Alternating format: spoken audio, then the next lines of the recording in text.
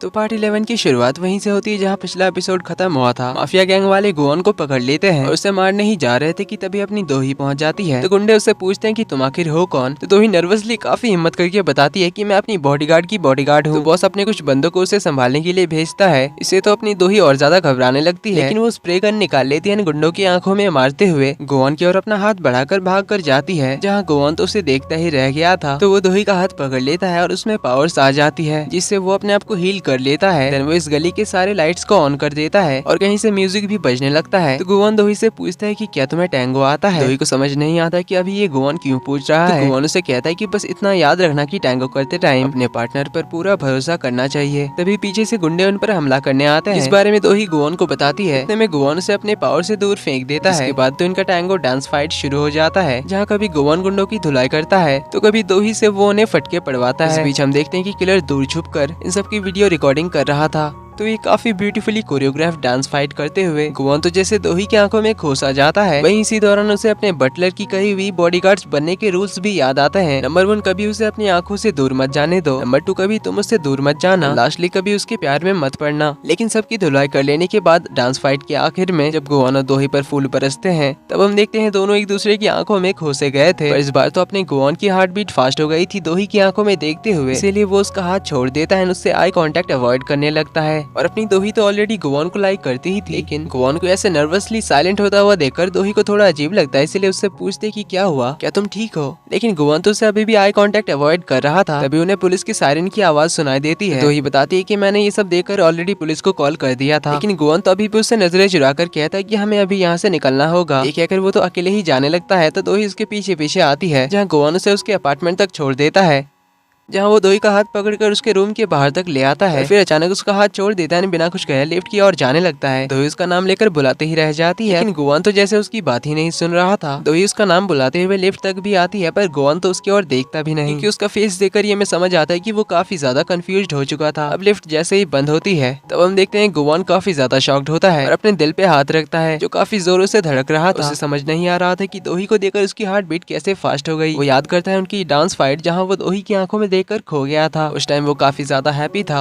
और दोही के लिए कुछ अलग फील कर रहा था, जैसा उसने इन 200 सालों में कभी फील नहीं किया। इसीलिए वो तो काफी ज्यादा हैरान था। इसके बाद ही हमें स्टोनवॉल फाउंडेशन दिखाया जाता है, जहाँ गायोंग अपने परफॉर्मेंस की तैयारी कर रही थी, लेकिन तलवार के साथ डांस करते हुए उसके हाथ में कट लग जाता है। तो बटलर उसे चेक करने जाता है और उसका फर्स्ट एड करने के लिए नीचे बुलाता है। अब गायोंग का ध्यान नहीं था, क्योंकि वो तो गोवन और दोही के बारे में सोचे जा रही थी। इसीलिए वो बटलर से पूछती है कि क्या बॉस और दोही के बीच कुछ चल रहा है। दोनों हमेशा साथ में रहते हैं, हर जगह साथ में ही जाते हैं। हमारा शो है कुछ दिन बाद, लेकिन बॉस एक बार भी चेक करने के लिए नहीं आए कि हमारी परफॉर्मेंस कैसी चल रही है। बटलर कहता है परफॉर्मेंस चेक करने के लिए मैं तो हूँ ना, ये काफी नहीं है। गायोंग कहती है बिल्कुल नहीं। तो बटलर उसे बताता है कि तुम तो जानती हो कि हमारे बॉस का दिल पत्थर का है। तुम पिछले 20 सालों से उन पर ट्राई कर रही हो, लेकिन कभी उन्होंने तुम्हारी ओर देखा भी है। चलो कभी देखा होगा, लेकिन प्यार के एंगल से नहीं, क्योंकि पिछले 200 सालों में उनका दिल ठंडी आइसक्रीम की तरह जम गया है और डीप फ्रीजर में बर्फ की तरह ऐसे जम चुका है कि अब उनके दिल में तो कोई फीलिंग्स ही नहीं बची है। इवन मुझे तो लगता है कि उनका दिल काम ही नहीं करता, वो बस बाहर से कुछ ज्यादा ही हैंडसम है और कुछ नहीं। ऐसे ही क्या वो पिछले 200 सालों से सिंगल है? कुछ न कुछ रीजन तो जरूर होगा। पर गायोंग कहती है कि मुझे ये दोही ठीक नहीं लगती, इसीलिए मैं थोड़ी परेशान हूँ। हमारे बॉस का दोही का बॉडीगार्ड बनने के अलावा और कोई रास्ता नहीं था। बटलर कहता है यही सबसे बेस्ट रास्ता था। तो गायोंग फिर से अपनी प्रैक्टिस में लग जाती है। देन हम गोवन को देखते हैं, जो काफी ज्यादा परेशान हुआ अपने ऑफिस लौटता है, जहाँ वो तो ड्रिंक करता है। वो काफी शॉकिंगली कहता है कि मुझ में कुछ तो गलत है, एक बेकार इंसान के लिए मुझ में फीलिंग्स कैसे आ सकती है। ये सोचकर वो तो परेशान हुए जा रहा था। तभी वो अपने हाथ की ओर देखता है, कहता है कि कहीं ये सब उस टैटू की वजह से तो नहीं हो रहा। तभी दूसरी ओर हमें दोही को दिखाया जाता है, जहाँ वो भी कब से गोवन के बारे में ही सोचे जा रही थी। उसे समझ नहीं आता कि आखिर गोवन को हुआ क्या। डांस करते टाइम तो सब कुछ सही था, वो मुझे इतने प्यार से देख रहा था, और फिर ऐसा क्या हुआ कि अचानक वो ऐसे बिहेव करने लगा कि जैसे मैं उसके सामने हूँ ही नहीं। कब से मेरे पीछे मेरा हाथ पकड़ने के लिए मरे जा रहा था, और अब तो ऐसे एक्ट कर रहा है कि जैसे मैं तो उसे दिखाई नहीं दे रही हूँ। मेरी बात सुनना तो दूर की बात है, मेरी और देखा भी नहीं। यही सब सोचते हुए वो तो काफी ज्यादा चिढ़ जाती है और काफी गुस्से में ब्रश करने लग जाती है, क्योंकि अपनी दोही मैडम को तो गोवन पसंद आ गया है। इसीलिए वो अपने आप से कहती है कि क्या सिर्फ मैं ही ऐसा फील कर रही हूँ? आई थिंक उसे भी फील हुआ ही होगा।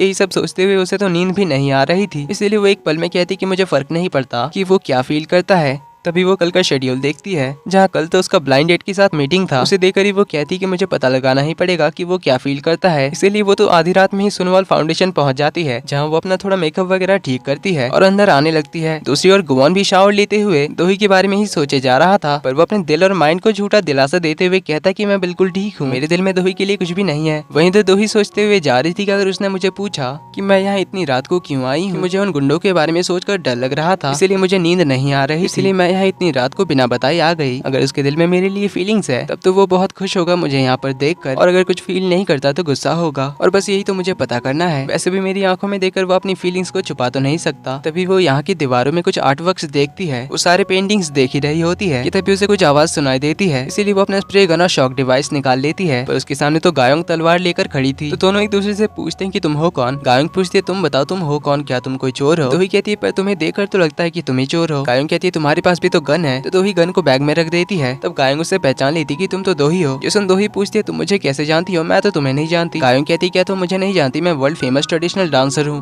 दोही कहती है पर मैंने तुम्हारे बारे में कभी नहीं सुना। तो गायोंग कहती है कि आउटसाइडर्स इतनी रात को यहाँ पर अलाउड नहीं है, इसीलिए अभी यहाँ से चली जाओ। दोही कहती कि मुझे नहीं लगता कि मैं कोई आउटसाइडर हूँ, इसीलिए मैं नहीं जा रही, क्योंकि यहाँ की स्पेशल डायरेक्टर से मेरा स्पेशल रिलेशन है। गायोंग कहती है मैं तुम्हारी बात पर क्यों भरोसा करूँ। दोही कहती है मत करो, पर मैं तो नहीं जा रही। ये कहकर वो गुआन के केबिन के अंदर चली आती है, जहाँ उसका ऑफिस देखकर वो तो हैरान ही रह गई थी, जहाँ बहुत सारी किताब रखे हुए थे, जिन्हें देख दोही कहती कि गुआन को देखकर तो नहीं लगता कि वो पढ़ाकू होगा, ये सब जरूर उसने शो ऑफ करने के लिए रखा होगा। यही सब देखते हुए वो उसके क्लॉक रूम के अंदर भी चली आती है, जहाँ इतनी सारी घड़ी देखकर वो तो हैरान ही रह जाती है और सोचने लग जाती कि क्या इसका कोई हॉबी है ये सारी विंटेज घड़ियों को कलेक्ट करने का। और उसे समझ नहीं आता कि सारी घड़ियां सेम क्यों दिख रही है, पर वो इस पर ज्यादा ध्यान नहीं देती। वापस केबिन की ओर आती है, जहाँ शेल्फ में उसे वो डेमन बुक दिख जाती है, इसमें से कुछ चमक रहा था। तो दोही उस बुक को चेक करने जाती है, पर वो थोड़ी ऊपर थी, इसीलिए वो थोड़ा उछलते हुए बुक को नीचे लाने की कोशिश कर रही थी। लेकिन तभी वहाँ पर गुआन आ जाता है और उसे कहता है कि तुम्हें किसने कहा कि तुम मेरी चीजों को छू सकती हो। दोही कहती क्या वो तुम्हारी कोई सीक्रेट डायरी है जिसमें कहीं तुमने कुछ ऐसा तो नहीं लिखा जो मुझे नहीं देखना चाहिए, जो तुम मुझे इतना ज्यादा अकड़ दिखा रहे हो। तभी वो गुआन के गले पे एक क्रॉस का लॉकेट देखती है, जिसे वो देख रही होती है, पर गुआन को लगा कि वो उसकी बॉडी देख रही है। उसे कहता है कि वो पर्वत लड़की क्या देख रही हो तुम। ये सुनकर दोही का ध्यान पड़ता है गुआन की बॉडी पर, जिसे वो देखते ही रह जाती है। पर गुआन के कहने पर वो थोड़ा ब्लश करते हुए दूसरी साइड फेस कर लेती है। तभी गुआन देखते है कि दरवाजे के बाहर गायों खड़ी है, इसीलिए उसे भगाने जाता है, पर गायों उसे ऐसे देखकर गुआन से चिपकते हुए कहती कि बेबी मैंने तुमसे पहले ही कहा है ना, ऐसे हाफ नेकेड किसी लड़की के सामने मत आना। तो ये बेबी सुनकर ही जेलस नजर आ रही थी। गायों कहती कि तुम चाहे किसी लड़की को कितना ही बुरा ट्रीट करो, पर अगर तुम ऐसे उनके सामने आ गए तो तुम्हें देखकर वो लोग तुम्हारे पास मधुमक्खियों की तरह भिनभिनाने लग जाएंगे। पर गुआन उसे ये सब छोड़कर रिहर्सल करने जाने को कहता है। जाते हुए गायों कहती कि बेबी तुम काफी अच्छे हो, तुम किसी भी लड़की के करीब नहीं जाते, सिर्फ मुझे छोड़कर, और तुम्हारी यही अदा मुझे सबसे क्यूट लगती है। फिर जाते हुए दोही से कहती है कि इसे कहते हैं स्पेशल रिलेशन। देन गुआन शर्ट के बटन्स लगाकर वहीं पर बैठ जाता है। दोही उससे पूछते कि कौन थी ये लड़की। गुआन कहता है तुम्हें जानने की जरूरत नहीं है। दोही कहती है कुछ देर पहले मैं तो इसे मार ही डालती। तो गुआन उससे पूछता है कि इतनी रात को तुम यहाँ क्यों आई हो, मेरी पर्सनल लाइफ डिस्टर्ब करने। दोही कहती है ऐसी बात नहीं है, तुम ऐसे ही बिना कुछ कहे चले गए थे, इसलिए मुझे तुम्हारी फिक्र हो रही थी। गुआन कहता है मैं बस तुम्हारे साथ नहीं रहना चाहता था, पर फिर भी तुम आ ही गई मुझे परेशान करने। दोही पूछती है क्या मैंने कुछ गलत किया। गुआन कहता है नहीं। तो दोही कहती है कि फिर तुम मुझसे ऐसे क्यों बात कर रहे हो। गुआन कहता है मेरे पास कोई रीजन नहीं है तुमसे अच्छे से बात करने का। अब उसका ऐसा रूड बिहेवियर देखकर दोही हैरान थी। गुआन फिर से रूडली पूछता है कि क्या और तुम्हें कुछ कहना है, अगर नहीं तो यहाँ से जा सकती हो। जोसन दोही को भी गुस्सा आता है और कहती है कि मुझसे ही गलती हो गई थी तुम्हें समझने में। ये कहकर वो बाहर चली जाती है और अपने आप से कहती है कि मैंने ही कुछ ज्यादा सोच लिया कि वो मेरे लिए कुछ फील करता होगा। ये कहकर वो गुस्से में चली जाती है। वहीं हम गुआन को देखते हैं जो खुद भी काफी कंफ्यूज्ड बैठा हुआ था और उसे दोही की फिक्र भी हो रही थी, इसीलिए वो बटलर को कॉल करता है और दोही के पीछे पीछे उसके घर तक जाने के लिए कहता है, दोही की सेफ्टी को ध्यान में रखते हुए। दूसरी ओर हम किलर को देखते हैं जो फिर से एक लॉकर में पार्सल रखता है, किसी को मैसेज करता है और हम देखते हैं कि नोसुक और उसके बेटे म्योंग दोनों को उसी टाइम पर मैसेज आया था। अब ये किलर के साथ कौन शामिल है देखेंगे हम अगले पार्ट में।